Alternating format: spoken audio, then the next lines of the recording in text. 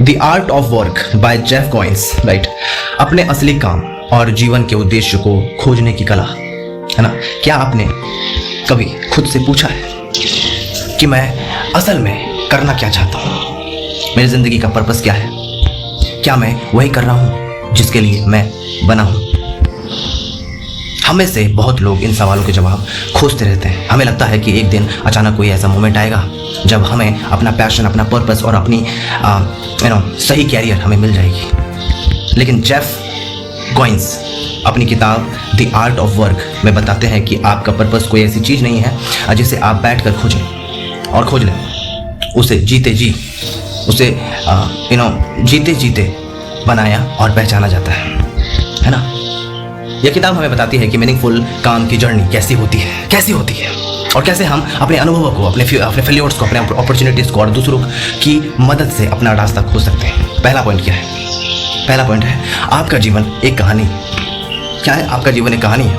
सबसे पहली बात समझिए, वो ये है कि आपकी ज़िंदगी रैंडम घटनाओं का कलेक्शन नहीं है। आपके एक्सपीरियंसेस, फेलियर्स, इंटरेस्ट, स्ट्रगल्स और अचीवमेंट्स मिलकर आपकी कहानी बनाते हैं। कई बार हमें लगता है कि हमारे साथ जो बुरा हुआ उसका कोई मतलब नहीं था, लेकिन बाद में वही एक्सपीरियंस किसी दूसरे व्यक्ति की मदद करने की वजह बन सकता है।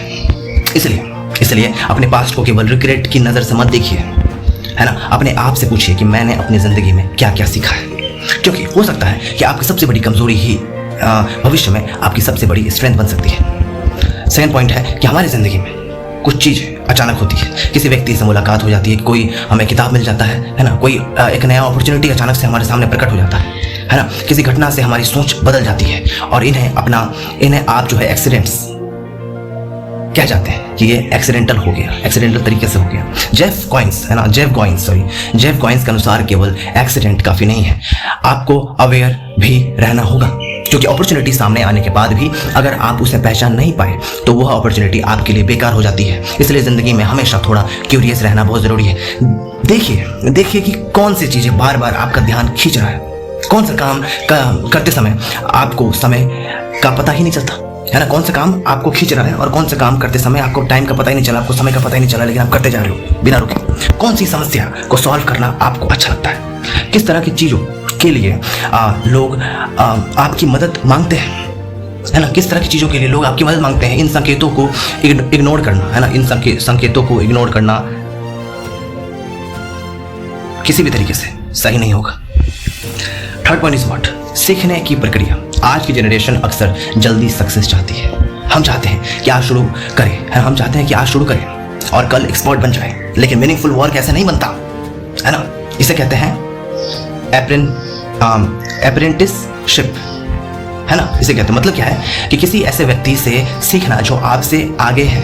आप किसी एक्सपर्ट को ऑब्जर्व कर सकते हैं, आपके साथ काम कर सकते हैं, उसी मिस्टेक्स से सीख सकते हैं और धीरे धीरे अपनी स्किल्स डेवलप कर सकते हैं। यहाँ एक महत्वपूर्ण बात मैं बताना चाहूँगा कि शुरुआत में आपका काम ग्लैमरस होना ज़रूरी नहीं है। जैसे कि देखो मेरी स्थिति क्या है, मैं पसीने में भीग रहा हूँ, मैं वीडियो बना रहा हूँ, कंटिन्यूसली काम करते जा रहा हूँ, रुकना ही नहीं है। शुरुआत में आपका काम ग्लैमरस हो, बिल्कुल ये ज़रूरी नहीं है। हो सकता है कि आपको छोटे तरीके से काम शुरू करना पड़ सकता है ना। हो सकता है कि आपको बहुत कुछ सीखना पड़ सकता है। हो सकता है कि शुरुआत में कोई आपको रिकग्नाइज भी ना करे, कोई रेस्पेक्ट भी ना करे, doesn't matter, you have to do it. लेकिन यही प्रोग्रेस आपको तैयार करती है। पहले सीखिए, फिर कमाइए, है ना, फिर नेतृत्व कीजिए। Fourth point is what? Practice आपको तैयार करता है। टैलेंट अच्छी चीज़ है, टैलेंट बहुत अच्छी चीज़ है, लेकिन टैलेंट अकेला काफ़ी नहीं है ना।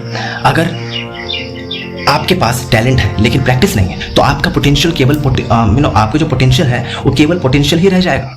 अगर आपके पास अगर टैलेंट है और उस टैलेंट में अगर पोटेंशियल नहीं है, अगर प्रैक्टिस नहीं है, सॉरी कहने का मतलब कि आपके पास टैलेंट है, ठीक है, आपके पास टैलेंट है लेकिन आपके पास प्रैक्टिस नहीं है, तो वो जो पोटेंशियल है ना वो पोटेंशियल ही रह जाएगा। आपका जो कैलिबर है वो कैलिबर ही रह जाएगा। इसलिए आपके क्राफ्ट पर लगातार काम करना ज़रूरी है। आप जितना प्रैक्टिस करेंगे उतना ही बेहतर बनते चले जाएंगे और जितना बेहतर होंगे उतना ज़्यादा कॉन्फिडेंस भी आएगा। लेकिन प्रैक्टिस का मतलब केवल बार बार वही काम करना नहीं है ना। डेलिब्रेट प्रैक्टिस का मतलब है अपनी वीकनेस पहचानना और उसे सुधारने के लिए कंटिन्यूसली काम करना, कंसिस्टेंसी के साथ काम करना। यही ऑर्डिनरी व्यक्ति को एक्स्ट्रा ऑर्डिनरी बनाती है। Fifth point is what? Fifth point is failure रास्ते का हिस्सा है ना। फेल्योर रास्ते का हिस्सा है। हम फेल्योर से डरते हैं।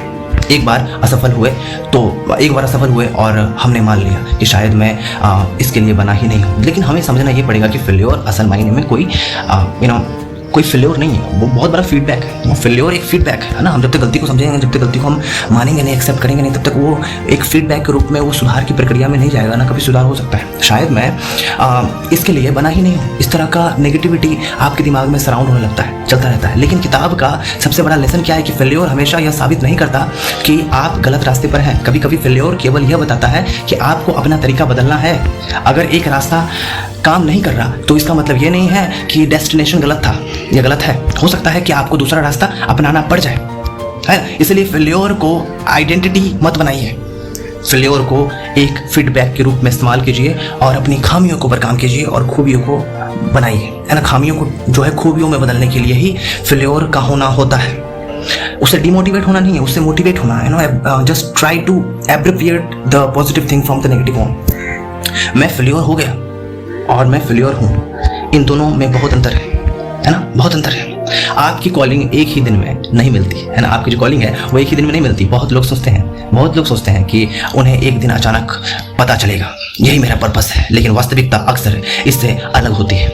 आपकी कॉलिंग धीरे धीरे दिखाई देती है, आपका क्यूरियसनेस, आपका क्यूरियोसिटी आती है ना। फिर आप एक्सपेरिमेंट करते हैं, फिर सीखते हैं, फिर फेल होते हैं, फिर दोबारा कोशिश करते हैं, फिर एक्सपेरिमेंट फिर जाके आप अपने कामों में एक्सपेरिमेंट करते हैं, फिर वो एक्सपीरियंस को लेते हैं। फिर धीरे धीरे आपको समझ आने लगता है कि शायद यही वह काम है जिसे मुझे करना चाहिए था,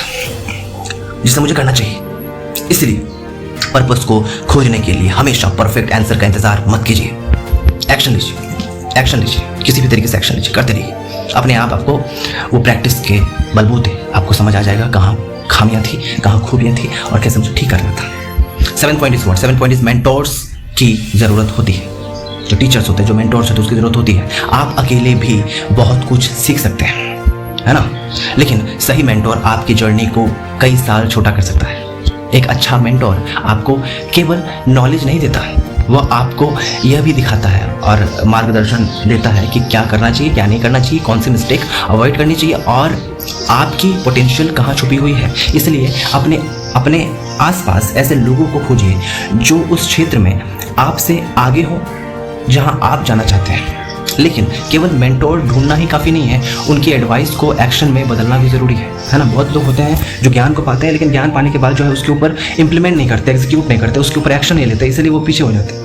8वां पॉइंट क्या है कि अपना काम केवल अपने लिए मत रखिए, है ना।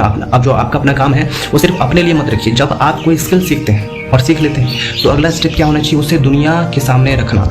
आप लिखते हैं तो पब्लिश कीजिए, आप बोलते हैं तो बोलिए, है ना। आप वीडियो बनाते हैं तो अपलोड कीजिए, तब तो दुनिया समझेगी, जानेगी, है ना। आप टीचिंग जानते हैं तो सिखाइए, क्योंकि आपका काम तभी मीनिंगफुल बनता है जब वह किसी और के लिए वैल्यू क्रिएट करता है। आपके अंदर नॉलेज है लेकिन आप उसे शेयर अगर नहीं करें तो उसका कोई इम्पैक्ट नहीं रह जाएगा किसी भी तरीके से। अगर आप उस नॉलेज को शेयर करेंगे तो उसका इम्पैक्ट एक्चुअली बन पाएगा, right. 9th point is what? 9th point is your work should serve others, your work should serve others। Jeff कॉइंस का एक पावरफुल आइडिया, मीनिंगफुल वर्क केवल इस बारे में नहीं है कि आपको क्या पसंद है ना, जबकि है कि आपका काम किसी और के लिए यूजफुल हो। अपने पैशन के साथ यह सवाल जोड़िए कि मैं इससे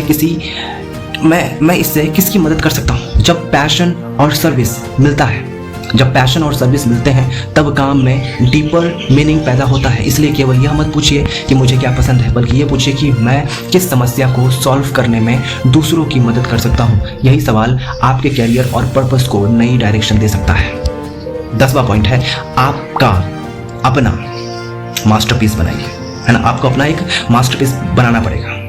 अंत में किताब हमें एक महत्वपूर्ण लेसन सिखाती है ना, बात बताती है कि आपका काम केवल नौकरी या प्रोफेशन नहीं है, यह आपकी लाइफ्स वर्क बन सकता है, मतलब वर्क एथिक्स बन सकता है। आपका मास्टरपीस एक बुक हो सकता है, एक बिजनेस, एक यूट्यूब चैनल, एक टीचिंग कैरियर, एक इन्वेंशन या कोई ऐसा काम जो आने वाले वर्षों तक लोगों को वैल्यू देता रहेगा।